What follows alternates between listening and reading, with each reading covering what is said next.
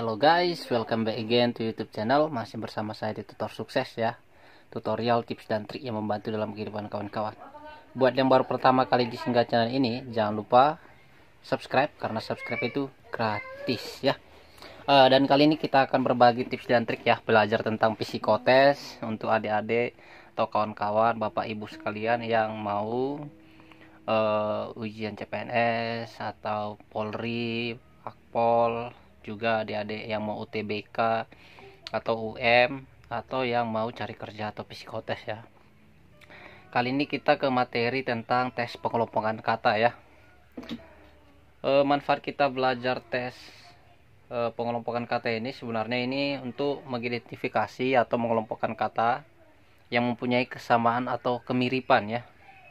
Nah, daripada banyak cincong belancong, kita cekidot aja. Oke, langkah pertama adalah di tes pengelompokan kata itu, di sini pasti kawan-kawan biasa saya buat langsung ke contoh soal ya. Saya skip dulu. Nah, di soal pertama ini, kalau ada kawan-kawan menemukan pertanyaan seperti ini, kata yang tidak termasuk dalam kelompoknya adalah, ini maksudnya adalah kita pilih satu kata yang bukan menjadi bagian dari mereka. Contoh seperti ini ya, kita jelaskan prosa itu adalah cerita ya, cerita. Jadi kelompok dari prosa itu adalah novel ya, dongeng kan termasuk cerita, cerpen juga kan cerita, legenda juga cerita.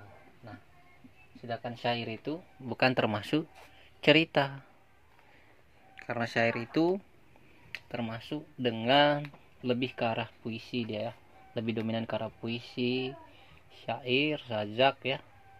Nah, jadi kita pilih yang bukan menjadi kelompok ini tuh. Nah, berarti ini dong yang bukan termasuk bagian dari mereka ini.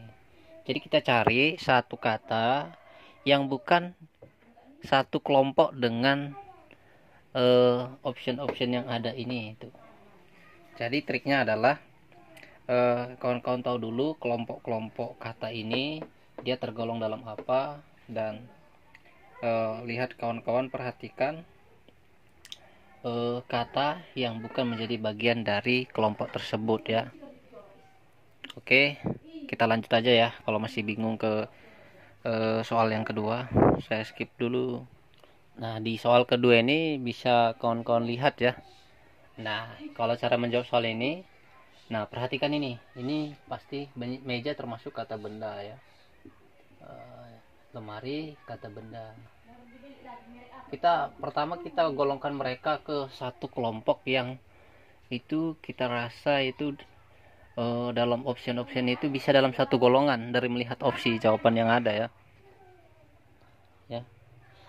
Nah, buku kata benda. Sementara tulis itu ini kata kerja ya. Pensil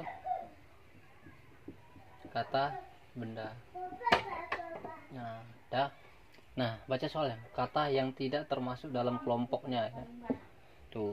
Jadi ini benar, ini satu kelompok ya. Jadi yang bukan, yang tidak termasuk ini, karena dia kata kerja ya. Oke, ini simple saja sih kalau untuk yang pengelompokan kata. Yang penting kawan-kawan bisa mengelompokkan option-option itu ke dalam satu hal yang dominan ya. Ke option-option lain itu dia saling berkaitan ya. Nah, kita lanjut ke yang ketiga ya kalau masih bingung. Nah, kita lanjut ke soal ketiga ya. Di soal ketiga ini kawan-kawan baca dulu soalnya. Kata yang tidak termasuk dalam kelompoknya adalah titik-titik ya. Jadi kawan-kawan bisa langsung fokus ke optionnya aja ya. Nih, itu 3, 5 ya. Jadi kalau dari sini kawan-kawan bisa langsung golongkan langsung truk, kapal, bus, mobil, kereta ya.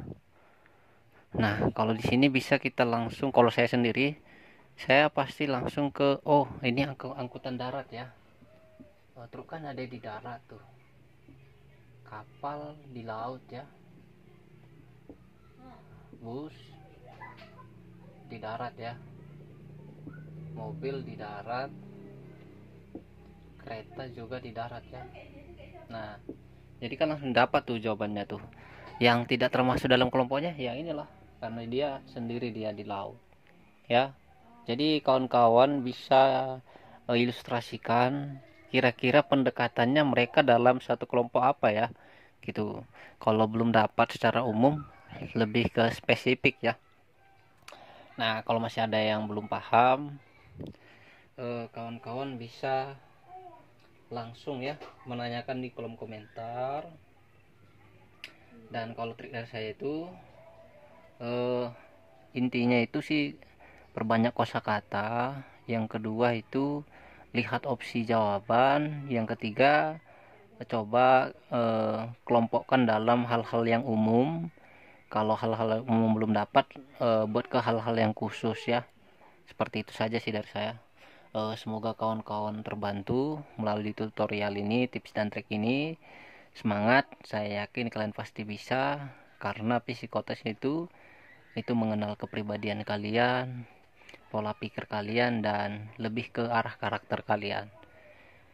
Jangan lupa subscribe ya, like dan komen. See you again, share for your friend. Bye bye.